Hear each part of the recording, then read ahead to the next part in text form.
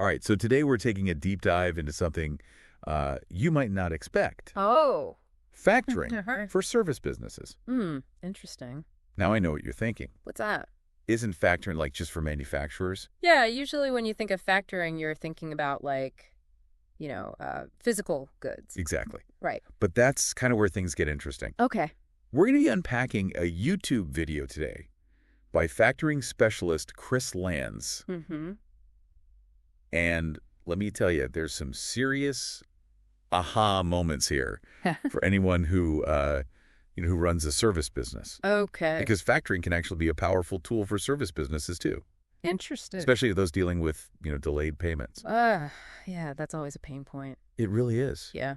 So, a lot of service businesses, they struggle with cash flow. For sure. Simply because of that time lag, between providing a service and then actually getting paid for it.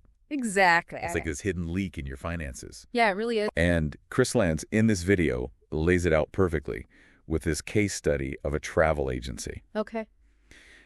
Imagine you're running a travel agency. You're booking flights, you're booking hotels, you're paying your staff. Right. Tons of upfront costs. Huge upfront costs. Yeah. And then you have to wait 30, 60, sometimes even 90 days for clients to pay their invoices. Ouch. That's got to hurt. It's got to hurt. Yeah. So just imagine trying to grow your business in those conditions. Right. It'd be really tough. It would be really tough to take on new clients. Yeah. Or expand, when you're constantly playing catch up with your cash flow. Yeah, you're always kind of one step behind. Exactly, one step behind. Right. So that's where factoring comes in. Okay, how so? It's like a bridge over those cash flow gaps. Oh, okay. But I'm curious, how does this work in practice? Sure. They're not selling a physical product. Right. So what exactly is the factor buying? Yeah, that's a good question. So basically the factor is buying the right to collect on those outstanding invoices. Okay. So they give the service business an immediate cash advance. Usually it's a percentage of the invoice value. Okay. And then they collect the full amount from the client later. So they're kind of like a specialized financial middleman. Okay. Yeah. So the travel agency in this example gets cash up front. Right. The factor takes on the responsibility and the risk of collecting from the clients. Exactly. That's got to be a relief. Huge relief. But I bet it comes at a cost. Oh, of course, there's no such thing as a free lunch. Right. Factors charge a fee for their services. Okay. Usually a percentage of the invoice value. And this is where things can get a little tricky. Okay. There are different types of factoring agreements.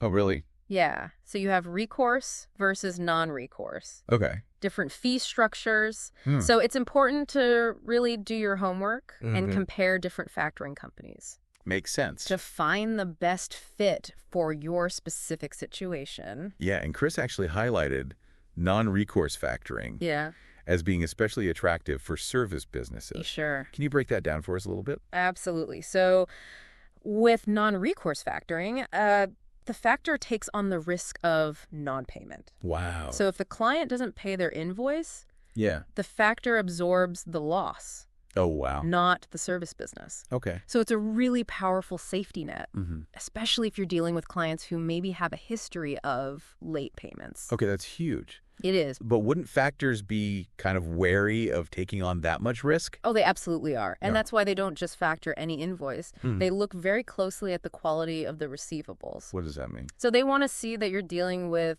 creditworthy clients. Preferably those with a strong history of paying on time. So like the travel agency in Chris's example. Exactly. Walking with Fortune 500 company. Yeah. That's a big plus. Huge plus. Because those are some pretty reliable payers. Absolutely. Very stable, very reputable clients. Right. Which makes the invoices much more appealing to a factor. Makes sense. And this brings us to a really interesting point. What's that? Factoring isn't just about survival. Okay. It can actually be a real catalyst for growth. How so? So Chris points out that by easing these cash flow constraints, factoring empowers these service businesses to take on more clients, to invest in marketing, to hire more staff. So it fuels their expansion. Exactly. It fuels their expansion. That's like a snowball effect. Yeah. The factoring helps you stabilize that cash flow. Right. Which then lets you take on more business, which leads to even more growth. Precisely. Wow. And that's the big takeaway here. Okay. For service businesses especially, where that cash flow can be unpredictable. Yeah, it can be really up and down. It can be. Right. Factoring can be a strategic game changer. So for you listening, what does this mean for your business? Yeah. Could factoring be that missing piece that unlocks your growth potential? It might be. Or are there other strategies that might be a better fit for managing your cash flow? That's a good question. It's something worth exploring. It really is. For sure. Absolutely. Well, on that note, thank you so much for joining us on this deep dive. Yeah, this was fun. And we'll see you next time. See ya. Bye.